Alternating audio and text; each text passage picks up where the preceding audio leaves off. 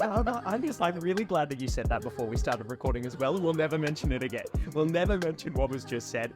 Hey guys, welcome back to Road Less Traveled, a podcast by Applewood Distillery, where we interview people around the world in different industries who are pushing the boundaries in their given field. And we have probably one of my favorite people in the world right here with us. The wonderful, I always get your last name wrong. Martignago. We have the wonderful Brandon Martignago with us, the co-owner of Dulce's and the newly opened Emerald Room. We are sitting in the manager's office, and it genuinely feels like we're sitting in, I would say, how can I phrase this in a lovely way? Oh, no. No. See, to me, it feels like Arthur Miller's office. Oh. Like, I feel like Marilyn Monroe's about to come in through the door. It's not like I saw the show last night. So Emerald Room is, well, actually, how would you describe it? Like the elevator pitch to someone who's never heard of the Emerald Room before. Oh, a financial nightmare. Yeah. But I shall never financially recover from this. they're ruined. Yeah. No, I think the Emerald Room is that classic cabaret. Like, it's quintessential hospitality in the sense that we're presenting not one but two but tres offerings. What? Players is 13. Not one, not two, but 13 offerings. Yeah. And not one of them is a damn lamb. Yeah. But essentially it's a dinner and show, so you get food, booze, and then performers. It's in that classic Spiegelten style, that really early understanding of nighttime sophistication. So it's probably more like a supper club, nightclub, but in the old world way of nightclub rather than the modern Ivy Pool Bar. I love it. Shots fired. Which has its pros and cons. Yeah, 100%. But essentially, yeah, we're going back to an earlier style of hospitality, which I really love. I love the idea of going out somewhere and being able to sit down for 4 to 5 hours and having an experience, which is kind of what we built the Emerald Room to be. I think in this financial times, obviously owning Dulce's, that's very much strictly a cocktail bar. We don't have space for a kitchen. Entertainment is at a minimum because the main focus of the room is cocktails. Here it's everything. And we've noticed it. What we noticed at Dulce's was you have people sitting down, people having drinks before or after dinner, and you lose people because you don't have food and you don't have a reason to keep people. Whereas here, they start with drinks, they get a show, they get food delivered throughout, and then at the end they stay for longer because there's more things happening. And so like you kind of were able to give people a full night's experience without leaving a venue. Yeah. You can kind of keep all your money in one place, and look, it's a business in the end, so that's beneficial. Yeah, I've got it. But also from like a guest perspective, you don't really have to travel too far. Like Sydney back in the day, and I think you and I remember it probably very separately, but which is a shame because I feel like we would have been guys. Yeah. Maybe they would have done differently. Oh, absolutely. Maybe I would have been the one to marriage industry. But you are my hall pass. We keep talking about this, and it's not a lie. Yeah. Sure. But I think it's one of those situations where back in the day you used to be able to go. You could walk from Surrey Hills to King's Cross and probably go to about 20 or 30 different venues. Yeah. Over the course of a night. And these days you could go from King's Cross to Surrey Hills and probably hit about 3. If being all open at the same time. For sure. Having good offerings. And it's just not a possibility anymore. So creating spaces that people can stay and enjoy and fester in over a decent amount of time, I think it's a really modern solution to modern problems. Yeah, for sure. Or old solution to modern problems. Well, I mean, the thing that I noticed last night, because I saw the show last night for the very first time, enjoyed the bar for the very first time last night. Well, though, weren't you? I was, because I was getting a tattoo in my defense. Right there. I got a tattoo.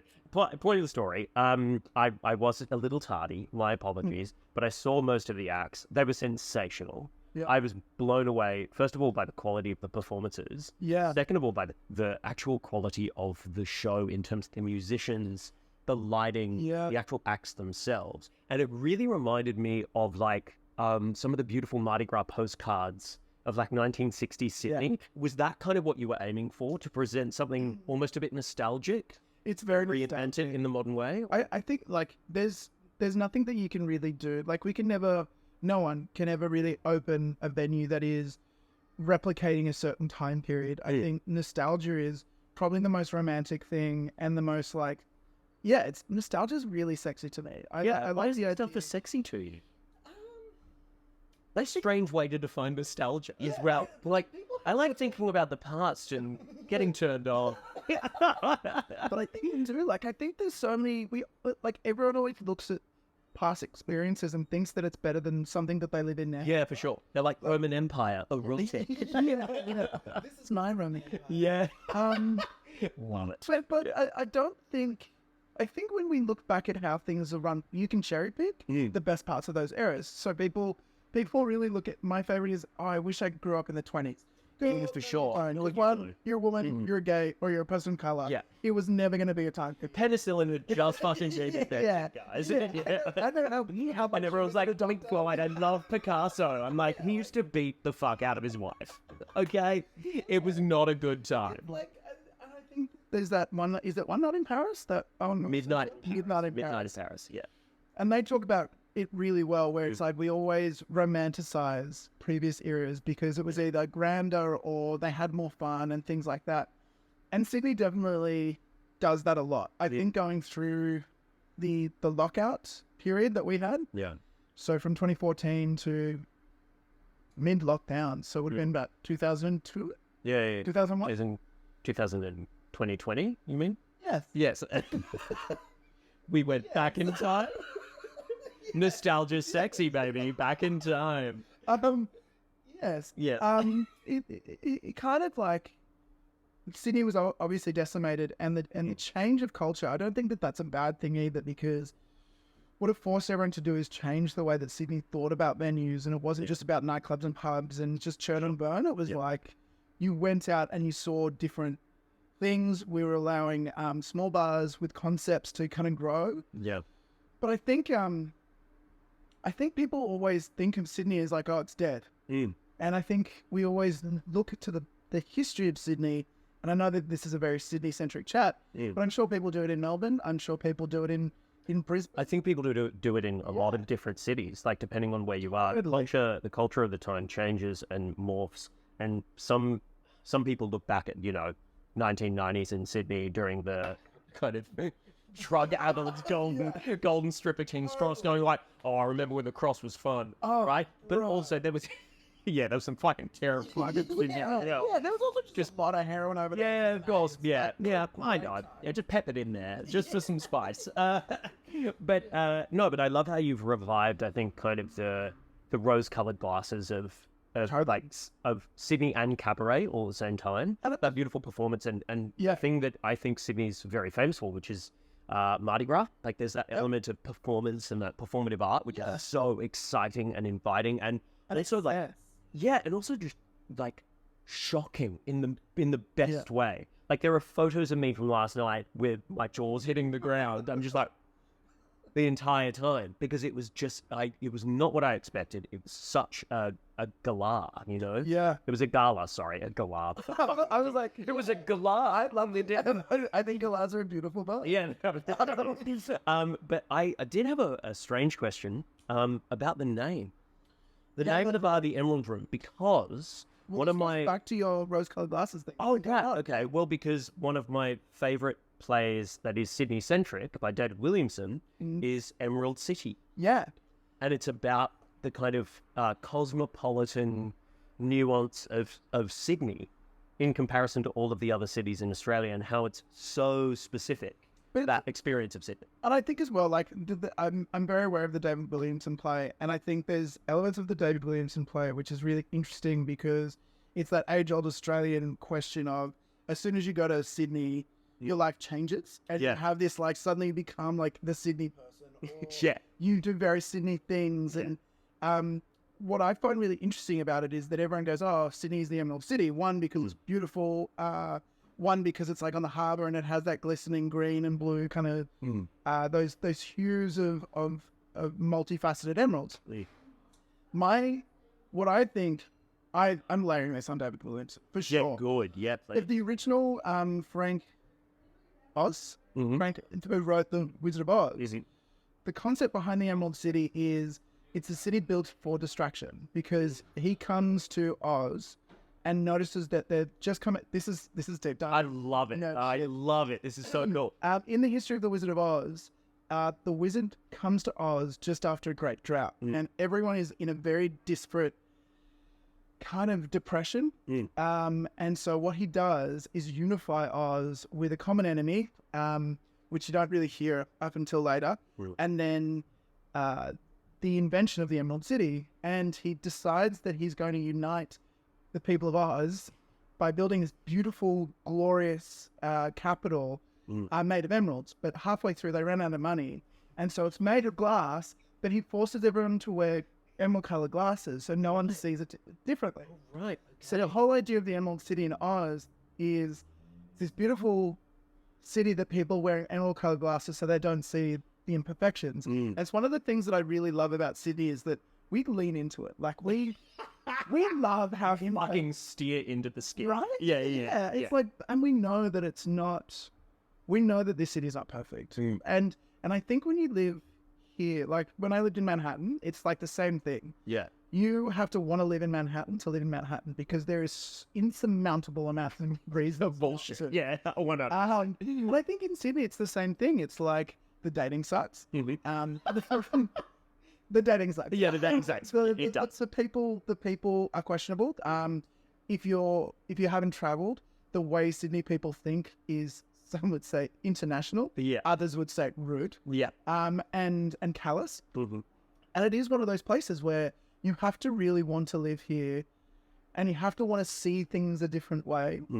And that's why I really love having Sydney being the moniker of the Emerald City, because it is this very weird, very like obvious thing of like, we just want to see it a different way. We want to see the glitz and the emerald colored shine of this beautiful city that really is beautiful, but we just want to ramp it up a little bit. And so like, I love that we have this allusion to it here. And so calling it the Emerald Room really kind of like was a heavy nod to that. Yeah, love that. Yeah, quite a punch in the ribs next to it.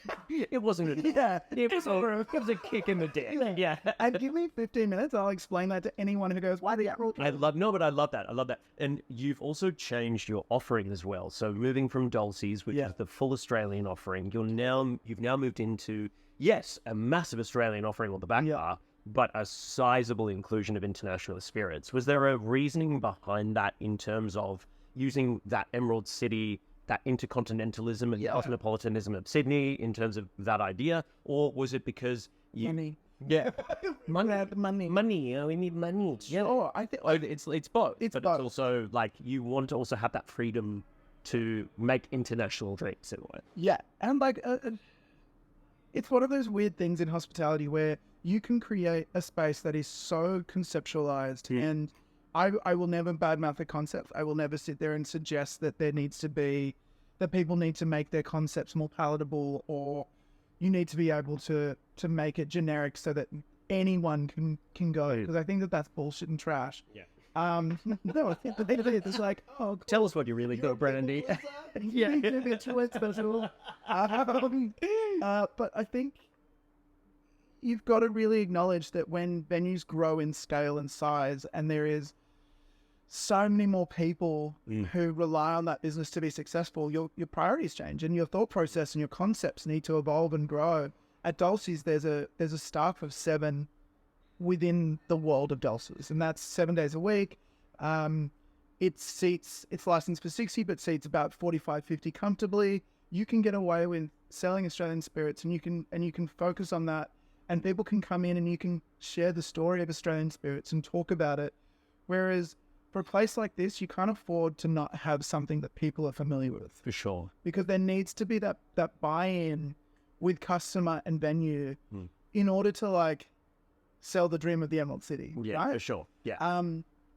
I think there you have the, I point that way because it is down. It is literally down there. It's like a 6-minute walk. Yeah. It's a 6-minute walk I do daily multiple times. But it is, you can have like you can very much be person on person, and I think with Australian spirits and a heavy concert venue, you have to be. Yeah. You have to give people the chance to buy in and tell the story and share the dream and all those kind of things, so that when they bring their friends back, they can do the exact same thing. Here, you don't have the contact time, and you just need people to be immersed in it. Yeah. That as well. International, like this is an international venue, I would suggest. We have the intention to make sure that we are internationally received and can kind of do exchanges, and we can appear in different festivals around the world and bring artists and tourists alike can come here. And one of the things that I learned from my very, very short stint in hotels, I worked at the Intercontinental Rooftop Bar, and I've never told anyone that. Because They're told everyone. yeah, it was like I think 8 weeks of my life that I just like would stand there and be like, Yeah, why were you like, what is this? What was it about it? Malibu was in the rail, Oh, okay, yes. and the reasons behind that, I don't disagree with that. I was like, You're not shitting on Malibu. I walked in and I was like, oh, good. Yeah, I feel seen. Yeah. I was like, what a kiss hello. Yeah. And then to realize after a while that people who travel internationally, and we're looking at probably an older demographic here, they have specific brands and understandings of products that if they don't hit within the very tight sphere of that. So vodka, you either have Belvedere or Grey Goose, or Kettle. Mm-hmm. If you're naughty and you've been to Miami, maybe Tio's. Copy that. Yeah. Like Tio's handmade. I've been to LA. I want a Tio's and soda. Yeah, for sure. My younger daughter took me out once. And I'm like, cute. Oh, fuck. That's honestly the most. Like you get Just having an American family, nothing has resonated with me more than I took my daughter out and discovered Tio's.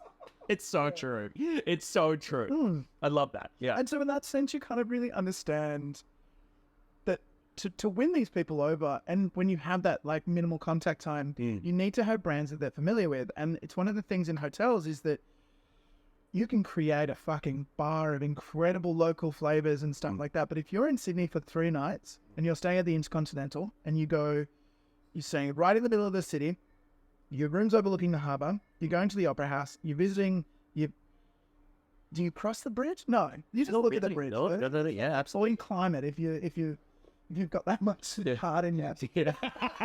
You got that much energy. Yeah, Jesus Christ. Yeah. And you look at where the Prime Minister lives. Yeah. And you're like, oh, and the Prime Minister. And it's always the governor's house. It's never Kirribilli House. People are like, I'm the Prime Minister. And I'm like, at this stage, I'm like, sure, babe. Yeah, 100%. Believe what you want. Yeah, if you need it to be. Emerald Colour Bosses. On the rail, Emerald City. Yeah. But essentially, I think these people are here for a short amount of time. Mm-hmm.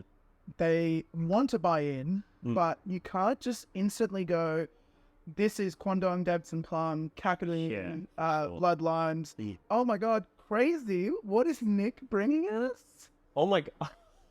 A pre-organized martini. We're having pit stop martinis. Oh my, thank you so much. You're right, ever so much. So much like. Thank you so much. That was Nick Chapman, everyone, the wonderful bars manager of the Emerald Room. Yeah. Jesus Christ. I feel like we're in the Wolf of Wall Street now. Do you want to be? Like, let's get on it now. Oh, yikes. But well, I have more questions. But I think like, and that's a really important thing, and it's something that I really learned in hotels is you can do what we all do in like bars and like creatively, the people who are probably looking at this. But the reality is when people touch into something, you need to have, I don't actually know the word because I don't live my life this way. Yeah, okay. It's like a soft launch in or like a bump of, I don't know. There needs to be a certain introduction. Yeah, they need to be able to dip the toe. Totally. Yeah. And so having something so hard and fast in something like where they travel around the world and they might be going to Sydney, London, Cairo, and they'll stay at all Tokyo, and they'll stay at all the Intercontinentals, and Malibu will always be in the rail. Yeah. And so in that sense, you've kind of got to learn their language and like go, oh, well, actually, Husk does a coconut rum. Yeah, for sure. And like be able to bring that in and give them a flavor that they understand. And it's actually a really interesting thing in Australian spirits at the moment is that we've made enough gin that now people We have made enough gin. We have made enough gin. We have. End film. Yeah. Thanks for joining Yeah, us. that's the chat. No, we really have. And I think we've seen, at least on our end, the gin bubble has burst. It is popping. And that's to do with multiple things, whether it's excise and CPI increases, with independent brands having the economy of scale to offer you, gin at $40, $50 a bottle. Yeah. And most independent Australian distillers just not being able to compete on price. And with the cost of living issues, it's a massive problem. Or whether it's to do with, and I'm really curious to get your thoughts on this, since you've run a full Australian bar, you've catered for people who've come overseas, and now you've broadened the lens of your beverage program to really think about people who are coming from overseas and representing Sydney in, I think, its full cosmopolitan sense. Yeah. What are the challenges, in your opinion, surrounding Australian spirits overseas and how they're received? That we make them. It's wild. Why do you say that we make them? Even with Australians, let's look at just the foundation of Dulce's. I opened Dulce's 6 years ago now. Essentially, this will be our 6th year of trade. Before that, the reason I decided to open Australian craft spirits bar in Sydney was that I went around Australia for a year looking at what concepts I could steal. And the only thing, Just love that you're like, I did it. Yeah. A certain cottage in Melbourne has done the bingo of venues. I'm not going to edit that. Cut that. Whatever. Terrific. Anyway. But essentially, what I realized is that different states around the country, like Adelaide is incredible for it. Victoria's incredible at it now, more so than they were then. But everyone's back bar and bars had about 30 to 40% Australian products on them. This is 7 years ago too. So we're talking, that's probably all of the products. Yeah. Because back then, I think I was talking to Andrew Fitzgerald the other day, and they were the 50th distillery in Australia 9 years ago, and now there's 800. Yeah, it's massive. It's crazy. And to that point is that when I came back to Sydney, our back bars were Four Pillars, Archie Rose, and Poor Tums. Yeah. And I say 3 gins for a very good reason. You might have had Beanley if you're in a mock pub or something like that. Yeah, sure. But people don't flag that because it's been around for so long. Gin was the thing that cut through. Whiskey was the thing that made us all famous. But gin was the staple that everyone got used to. And in Sydney, people only had those 3 brands. Now, as time goes on, Sydney didn't develop. Right. Because we're a contract city, everyone's tied up in how much brand money they can get. Yeah. Sydney is supposedly a very expensive city to run venues in. Why do you say supposedly? Because going around the country now, I genuinely think that Sydney has a better hospitality economy. And that's not just tourism and consumers and customers. That's rents. It's availability of marketing. It's everything. Our economy in Sydney is so much more sustainable than anywhere else. I completely agree. I think you go to Melbourne and they probably have a better array and diversity of venues. However, the resources are just not there. Yep. Rents are probably very expensive. Well, I think rents are comparable to Sydney. I mean, I think a lot of people have viewed Melbourne as being the kind of cheaper, more European-leaning city for a really long time. Yeah, probably in Europe. Yeah. Exactly. I'd now argue that we're fucking Zurich. Totally. We're having CHFing fun at the moment with the Swiss franc prices and sort of our rents in Melbourne. I was there yesterday, 2 nights ago. I've been in Melbourne the last 2 nights. I paid $30 for a cocktail there. Yeah, 100%. And that is, I think, now becoming the new standard. Whereas there would be fucking, we would be cardboard. There would be riots. Yeah. That is genuinely one thing I've noticed, having been just in Sydney for the week. Your pricing is so 2008, and I love it. Yeah. It's $21 for a cocktail. What a fucking steal. But and this is the thing. I think recently someone I'm really holding back saying it. Yeah, okay. But a group, and I found this recently. By the way, you can say it. You just want to say it? Yeah. Yeah, do it. Palmer and Co. Yeah. Oh, there is a great. $36 Paloma there, and it is being derided by the industry. Yeah. In Sydney, people are like, this is absolutely fucking ludicrous. And I think that what I really like about it is we all know that we're contract city. So we all know that, like, we all know the pricing that there. Yeah. we know that you could cost an Aperol Spritz $16 because you're so heavily contracted to it. Yeah. And if you're charging anywhere beyond 18, 19, he's getting like, I'm like, we're not in Europe. Yeah. When I walk outside, I don't see the Riviera. Where's my aperitif? Yeah. And I was like, where's snacks? Oh, dear. But people are charging $21.50 for it. And I think we're getting to a stage where, like, the city is calling that out. Right. And it's probably one of the minuscule benefits of contract cities is that you can actually have a hospitality ecology that recognizes everyone's prices have to sit at a certain price. Yeah, there's kind of like a shared open market. It's Totally. Like Dulcie's we just did a price increase mainly because CPI, and we were just so cheap. Like we were doing martinis for $20 and doing sushi nil serves, and like what a time to be alive. Yeah, no wonder we were like fucking pumping. Like people were like, "Oh my god, it's like St. Vincent de Paul down there." But we looked at prices around the area, and we know that we can't go over a certain. Yeah, there's a certain threshold that you can't go over. Yeah, so, and I think that that's a good thing. I think having unbridled change. I think we as venues lean into things like, oh, it's the ice that makes it expensive. Oh, our rent's expensive. Oh, staffing's expensive. It's all fucking expensive, and we're all operating on like 4 to 8% profit margins a year if you're doing well. But we can't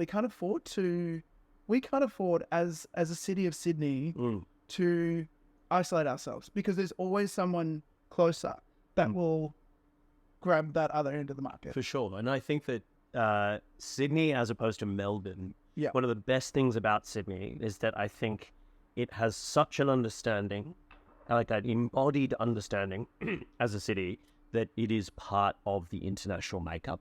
Yeah. Whereas Melbourne, I think when Melbourne's at its worst, it's deeply insular. Like it doesn't actually, it's like, oh, we're a neighborhood bar, we look after our locals. And that's who we care about. And you're also in the CBD. Yeah. At top 50 bars. Yeah. And it's like, but we're a neighborhood bar. And it's like, in no way fucking shape and form are you a neighborhood bar. Yeah. What the fuck are you talking about? Totally. Those two ideas are completely incongruous, and they do not make a lot of sense. I definitely, like, I remember when Melbourne was definitely the cool place to be. And Made it a premier city. I still think it. Did we say that? I did just now. Yeah. I love Melbourne. I go down. I still get some of the best hospitality. I still stand by the fact that going to above board, and having that fucking Japanese slipper, Oh my god. and just being like, Fucking revolutionary. how do I get sold? Probably the cheapest cocktail they have in mind. Made that of like fucking trash. Why am I drinking Midori? I'm loving it. Yeah. Triple Zach, because it's not Curacao. We know it's not. It's not Cointreau. Yeah. Or dry paraphernalia. Yeah. No, It's Bach. it is. Like it's Bach. Yeah, maybe Dakota. Yeah. I'm doing it. Yeah. Like, and we know that's there. And to be able to sell me that product, who is in the industry, for me to walk into a bar, fall in love with the bar, fall in love with like the venue enough and like everything about it, that the person on shift who is not old mate, it's just one of the casual staff who sold me a Japanese slipper. That's hospitality. Yeah. And that's something that Sydney didn't have for a long time. Yeah, I think it lacked the personality. Yeah. Anyways, it was about the kind of nightlife, if you will. Yeah. Like you wouldn't go to a bar for the people behind the bar. You'd go to the bar to be seen at the bar. Yeah. And now I think we're kind of seeing this really beautiful revivification of personalities behind the bar in Sydney, which is so exciting. I just think that people, people in Sydney now care. Like, one of the things that, look, he stole my... What do you think changed? Like, because if we're both... Lockouts, for sure. Lockouts change things. What were some other things which changed in terms of that shift between, like, oh, I'm going to this place to be seen at this place, to now I'm going to this place because I want to see people? I genuinely put it down to lockouts. Lockouts or lockdowns? Lockouts. Right. I think when we went through that lockout period... And just to say, if there's anyone watching who doesn't understand what the lockouts were... You're a child, put the drink down. Can you briefly explain what the lockouts so lockouts just were... very briefly. In 2012, 2013, and 2012 and 2013, I'm pretty sure, maybe 2014, over those periods, there was two violent attacks. In the crest. Completely unrelated to each other, where two boys were killed by two king hits. Yeah. And essentially they were... King hit is when you punch someone and they... back of the head they die. So hard that it causes severe brain trauma and they die. And these were done... They were two attacks. And they were done nowhere near licensed premises. They had nothing to do with the licensed premise. Both the attacker and the victim were on their way to venues. And had been drinking at home before going into the city. And the attacker was not under the influence of alcohol. That's the other thing that I find fucking astronomically wild about it. Because of that, the New South Wales government introduced lockout laws. Do you know what I find wild about this? Is that I've spoken to a lot. Like, having a bar in the Cross, and people tell you the stories behind this. And one of them... I've heard a lot as well. Wild, right? So one of the most fascinating parts about it is... When I went into Dulce's, I was like, what's the reality in King's Cross? Like, are we still existing in this mafia land where you pay protection money and blah, blah, blah? And the city's like, no, that doesn't exist. The police are like, no, that doesn't exist. There is no corruption, which is fair. It's tedious down there and how boring it is sometimes. I would prefer if there was a mafia. I'm going to sell my body for protection. Sure. Maybe someone might like, can someone touch me? But I think I'm on Craigslist. Going years. That was closed down years ago. I know. But essentially, the thing that I find really fascinating about it is that everything got shut down. The main reason that everyone suggests that it is because the Cross was becoming unruly. Having a siren in the background. I love it. Yeah, it's genuinely straight up a cop car. I was like, oh, it's an ambulance. It's a beautiful area. But mainly they were saying, look, we lost control of the Cross. Yeah. And lockouts were put in place to remind people that the council and the state had control over these areas. Yeah. What I've since learned is after those two attacks, there was a very vocal, mainly from press and a lot from the outer suburbs of Greater Sydney, pressure on the state government to force a change. Everyone knew that King's Cross was a nightmare. Everyone knew that it was out of control. Everyone assumed that it was dangerous and gritty and sexy, and because we love dangerous and gritty and sexy. Why did you throw that in there? It was dangerous and gritty and sexy and yeah. I draw the line at meth. But I mean, King's Cross is part of the Australian mythology. People romanticize the Golden Mile. Absolutely. And I think a lot of the reasons why people wanted to shut it down are a lot of the reasons why people wanted to go. It was probably Australia's the most interesting half mile in Australia's entire country, because there was just so much weirdness there from the 40s right up to the 40s. Right up in 2014. And I think one of Australia's greatest writers stands to testament for why you lived there for so long. Louis Nowra. Yeah. Amazing. That incredible playwright, incredible writer, literally lived in the Cross in order to watch the people on the street. That was his biggest influence. I just adore. His book, King's Cross, is incredible. Oh my goodness. And read all of his plays, by the way. But his but the response that I can you tell that we're theatre kids, by the way? So one of the regulars at Dulce's works for the Office of the Premier, and one of the things that I always probe him about is the vibe of King's Cross and blah, blah, blah. And he one day sat down after a couple of martinis and went, you know that the lockouts, and it was, what was his name? Like Baird. No, before him. Before Baird? It was the guy that got booted because he got the really expensive bottle of Penfold Strange. Oh, I don't... Yeah. Really? A vibe. Oh, what a vibe. Love it. What a vibe. That's Dangerous. Sexy.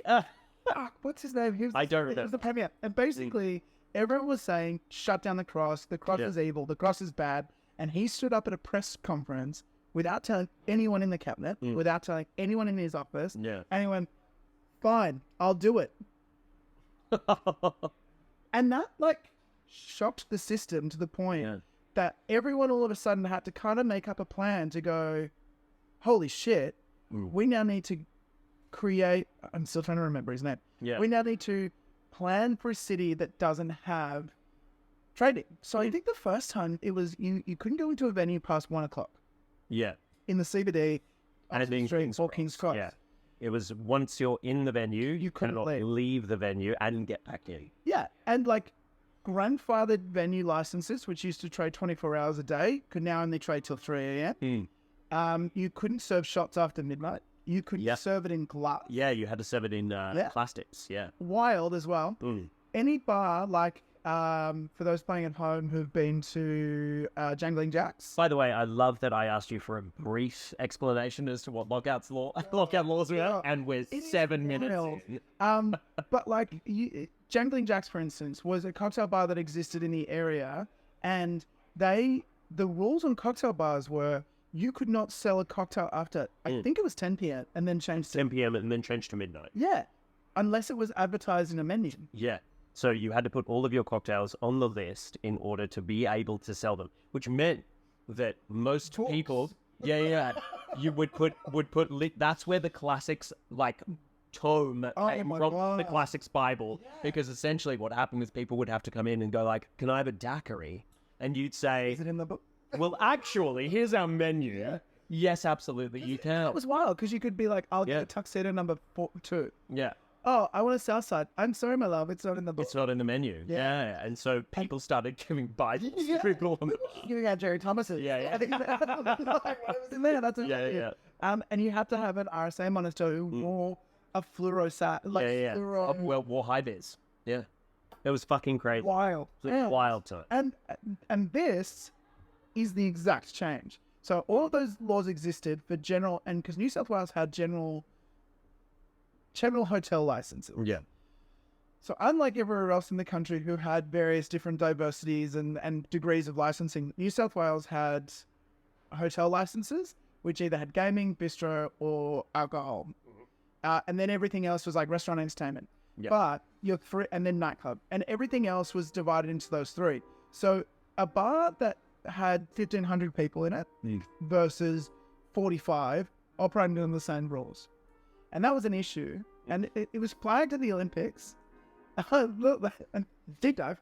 Because Clover Moore brings it up because when we had the Olympics, there weren't enough venues for the people. And so they were closing down laneways and just doing pop-up bars. Yeah. And she brought up the idea of there needs to be fine-grained venues that we can filter people in and out of around the city so they're not all going into these like huge beer halls. And so this was brought up in lockdown where she was like, okay, great.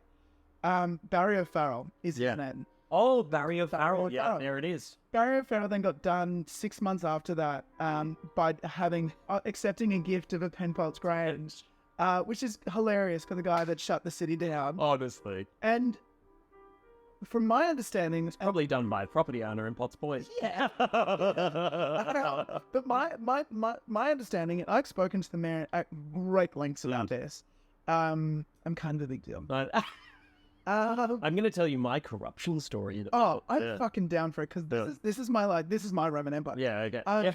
But the plan was after 6 months they would come back and they would say lockouts are off, the city's back open, this is all good. And that was the plan because they were like, O'Farrell's just announced this thing, we're going to set it up, it's always temporary. It was a way of not only appeasing the media and the concerned parents, but also reminding King's Cross that we have control. Yeah, okay. O'Farrell was booted, and then we had Casino Mike come in, who was a devout Christian. Casino Mike Baird. Casino Mike Baird, who was a devout Christian, and didn't like people drinking. Genuinely. A devout Christian, my ass. No, wild. Oh, Really? We're not filming. I'll tell you about his family because the family story is wild. Don't- Jesus Christ. Incredible. We ain't gonna get sued. Yeah, Yeah. it's wild. Okay, yeah. And so he basically, the city came up to him and said, "Hey, welcome to being the premier. This is what we're doing for lockouts." And he went, "Absolutely not." Really?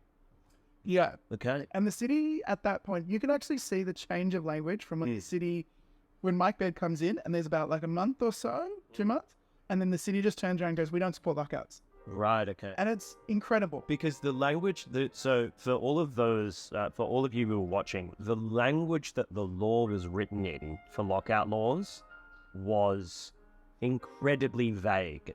Really? Which meant that it kind of anything went when it came to the enforcement of those laws. Yeah. So I remember, like pre-lockout, it was like when if you said that someone was drunk, right? Yeah. You could still serve them water. You could keep them in the venue. You could look after them. It was no problem. You could buy them food. It's the same in Victoria. Like when in Victoria, if someone's like, "Hey, I think you've had too much. Like, here's a glass of water. We'll see you in 25 minutes. Like, can we get you a burger? Can we go to something else?" Yeah. Whereas in New South Wales, it became, if I adjudge you to be approaching intoxication, You're out. of here because it's illegal to have an intoxicated patron on premises. And then the other That became, and that became the interpretation of the law. Totally. And that led to so many more problems than were actually present in the first place. Because also at the same time, there is no Uber, and there is there was no Uber at the time. and there is no public transport after 1:30. Yeah, of course. So essentially, you have lockout at 1:30, and then there's no, you can't go anywhere because taxis are surrounding the market, and taxis at that stage had the monopoly. So they were like, if you're going anywhere within 5 kilometers, we're not interested. Yeah, absolutely. They So- refuse rides. Yeah, totally. And then going back to the straight point, this is the point that Sydney changes. The Office of Liquor and Gaming introduced the small bar license, which at the time is for 60 patrons, heavily conceptualized. The idea was that you're offering something that has thought behind it. You had more contact time because of the people and the patron numbers, and you were able to manage it better. And if you got a small bar license, all of those crazy rules like no glass, no shots, no like high beers, you were scot-free. Yeah, love it. So Dulce's open, and you realize, it really changed the landscape of the city in terms of hospitality.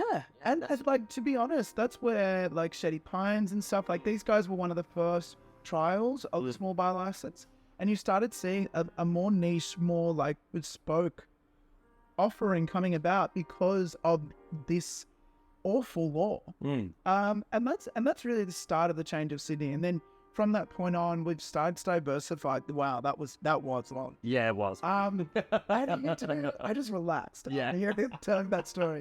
And you do start seeing places like Cantina OK. You do start seeing people going into niche dives. Dolce's can exist. Places selling tequila can exist.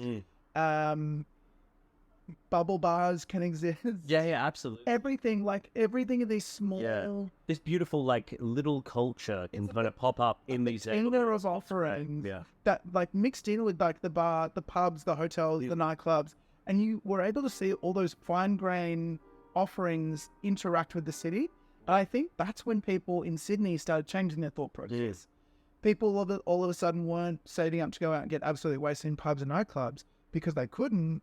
They wanted, and they hated the control because once again, we talk about how Sydney people are Sydney people. Yeah. And so they were like, well, if we're going to be controlled, fuck it. We'll go to dinner. We'll do a whole heap of rack in the bathroom and we're going to just spend big. Yeah. Don't laugh because it's not true. No, I love it. It's such a stereotype, but it is honestly the most true thing about it. The Eastern Suburbs banquet is basically like incredible. You go in, you order a fucking like, because it's 8 people. You order a 3-course meal and don't touch any of it. And the staff of the Wayside Chapel. It's kind of great. It's cynical. So it's cynical, but I love it. So the little piece of rumor that I heard regarding the lockout laws was that when the lockout laws were proposed, they were proposed by the Conservative government at the time, and a lot of those members actually owned investment properties in Potts Point. Okay, so that's true. And But it wasn't O'Farrell's time. Yeah. So when Mike came in, Casino Mike's wife owned an investment in Omnia, which is on the site of the old fishbowl. Yeah. So like at that time when Mike came in, all of those super, because Barry felt, go Grange, Penfold, she's not conservative. O'Farrell, Mike Baird. Yeah. Mike Baird had allowed the conservative part of the Liberal Party to really embrace their developer. And so from that point on, you started seeing all these amazing residential developments happening around Potts Point. Yeah, of course. Now, there was some wild things that, for instance, Dulce's has a demolition clause on the lease because they wanted, their big plan was, and this is why I know about this, because their big plan that they pitched to the government was that they were going to demolish the entire side of the road and build a 34-story tower, hotel mixed development, residential, commercial, and hospitality. Wow. And it had to be 34 stories because that's the only amount of, that's how they could afford to sell the $500 million land. Jesus Christ, oh my God. Because you've got I think you've got something like 60 different landlords on that street that all wanted stupid money. Yeah, they wanted a cut of the pie, yeah. And that's what it was. And House Point was being sold off, and because of greed, I don't think it really ever got to the full ability to do so. But yeah, that's real. It's real. It's fucking real, man. So we've got very little time left, but I want to cover just a couple more questions. A couple more questions with you. But it's simply because I know that you travel a lot for work. You've just recently come back from Melbourne. What about travel inspires you? And what are the things when you go traveling that you kind of chase down that you then bring back to Sydney and try to replicate? Or, because you spoke about like stealing like an artist. It's like, I stole that shit. Like, what do you look for in terms of experience? Where have you been most inspired by recently? Experience. That's what I look for. Like if I'm going somewhere, I want a holistic approach to hospitality. What do you mean by a holistic approach?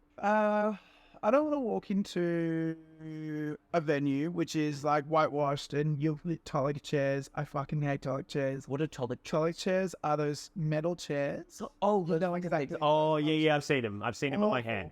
Yeah. And they're like stackable and are those the ones? And yes. Yeah. And they're just stools. Chairs, like enough. We're better than Navy shit. But and they come in primary colors. We're the carnival of the sea. Galvanized steel. Yeah, Jesus Christ. It's the new tip. But essentially, if you go in, you can have an amazing offering. Really? And I think, look, I love the boys at Par, and I'm going to use them as a really good example. For sure. Par is an incredible fucking bar. Was an incredible bar. Sorry. They had a great concept. Incredible concept. They had amazing hospitality. Their venue was lackluster. Yep, fair enough. And so in that sense, they're losing out to something like Black Pearl because Black Pearl is a completely holistic thing. It's a cute fucking venue. We live in a time where people go in and take photos of the venue. Yeah, themselves, the drinks, everything. 1-star review here by a woman who gave a 1-star review to a free bus shuttle stop. Yeah, so she gave us a 1-star review. I looked at her account. She's also given a bus stop that gives a free bus shuttle a 1-star review as well. You're a bit of a bulldog, aren't you? Yeah. Don't let it go. Yeah. But she had posted photos from like the bathroom with the wallpapers in certain points. And it was at that point that I went, there is so many elements that people go to a venue for that you just aren't in control of unless you are in complete control of it. Right, for sure. So you either create a beautiful venue and you can win people through that and you can get them through the doors. You look at the grounds of Alexandria and you look at what the SB did. Like the SB renovation. When it refurbed. Incredible refurb. Yeah. You look at any Maryvale venue and they are beautiful. They set a gold standard for what a hospitality venue should look like. Yeah, the interior design in pretty much every single Maryvale venue is world class. And because of that, that's what people want. Yeah. And that's what people are used to. Then long gone are the days that you can go into a venue with a couple of mates, you can paint the walls and get a whole heap of furniture from Vinnie's and just hope people really love your world-class cocktails. Yeah, there's no milk crates on world-class cocktails. Absolutely not. Can't do that shit. No, unless it's written into like the sustainability challenge or something. Even then, a milk crate is made out of PET non-recyclable plastic. I don't want to get into fucking large format right now. Oh, it's a whole other thing. But exactly. Yeah. And so for me, when I go to venues, that's what, like, I'm looking at the gamut. Like I want to see the venue shining.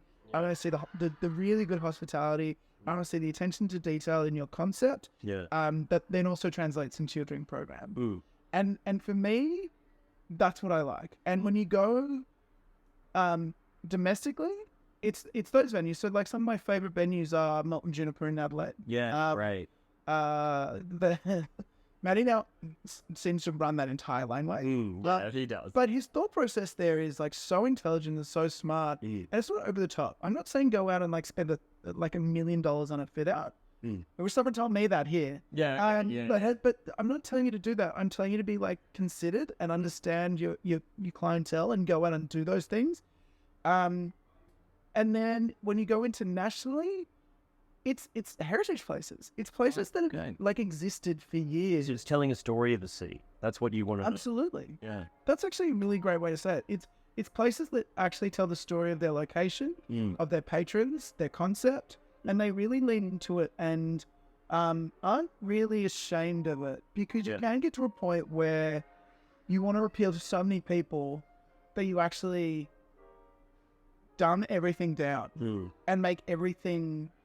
You're going to dilute the story of the city. Yeah. Diluting. And I think that if you don't dilute it and if you just say what it is, it's far more compelling as a story of a city, for sure.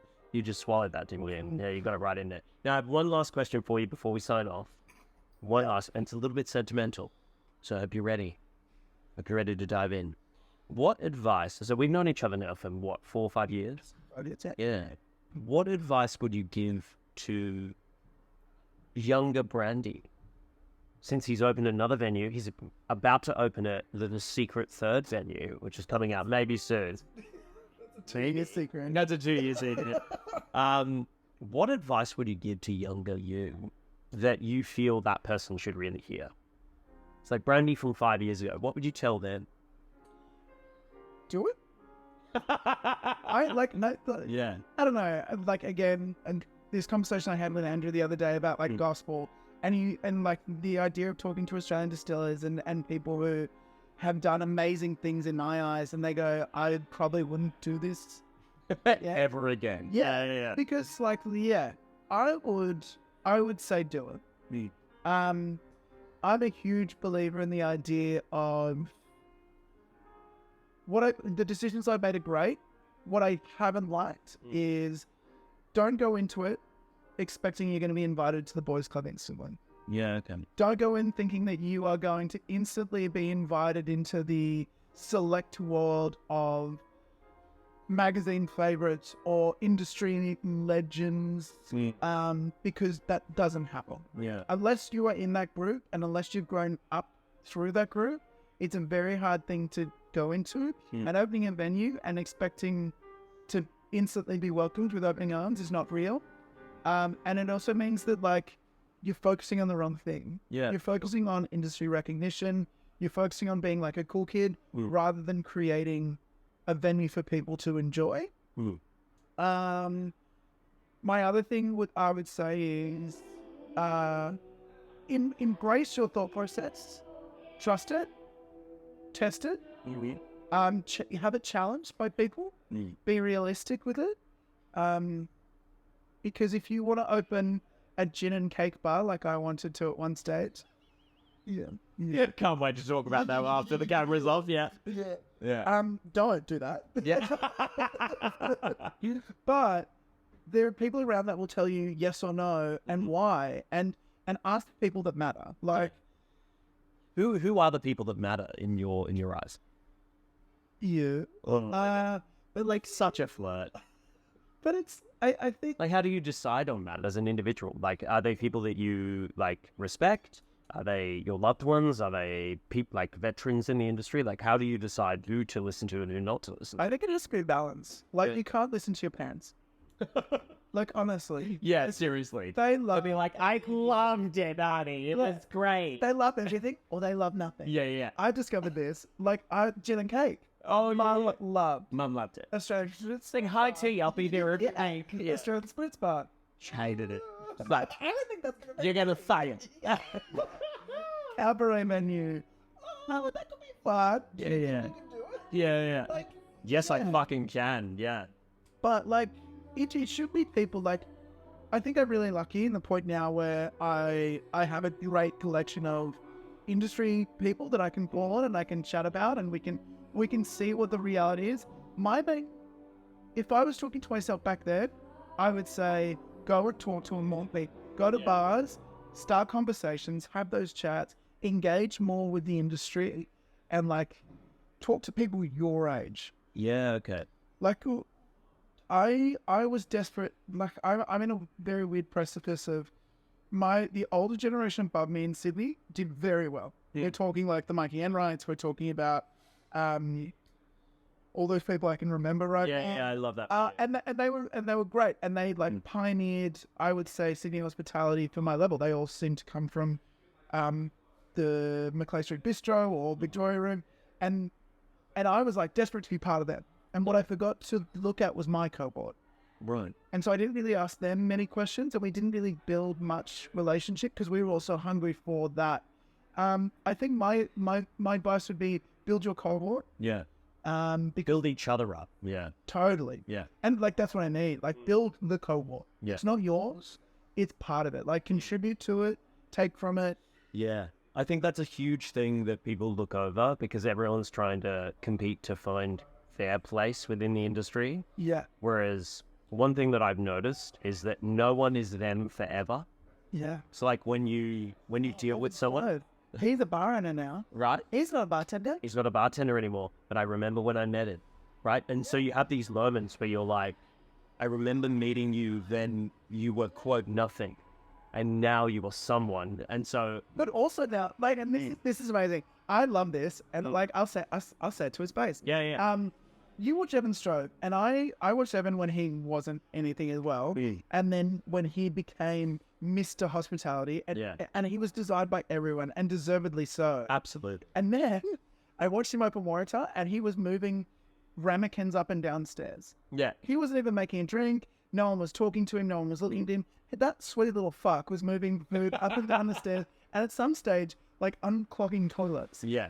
And that, like, you've got to be ready for that. You've got to get to a point where you say, Well, it's this about is being about humble. me. Yeah. Yeah. It's about being humble, and I think recognizing that you are, you have a verse to say in the long story of hospitality, and it's about deciding what that is. Yeah. And making it be, in the traditional sense of hospitality, always be about other people, not about yourself. Yes. Yeah. And with that, Brandy, we're about to go in for a kiss. I know. There's so much tension. But unfortunately, we've run out of time. Please, if you are still watching, head to the Emerald Room. It is a sensational cabaret bar you will not regret going to. It is fucking awesome. And if you are in the mood for Australian spirits, the number one place to go to in Sydney is, of course, Dulcie's. Brandy, oh, it's been a pleasure. We're about to go get in a lot of trouble. Have a sensational rest of your day. Thank you so much. We should do part two. Yeah, we should.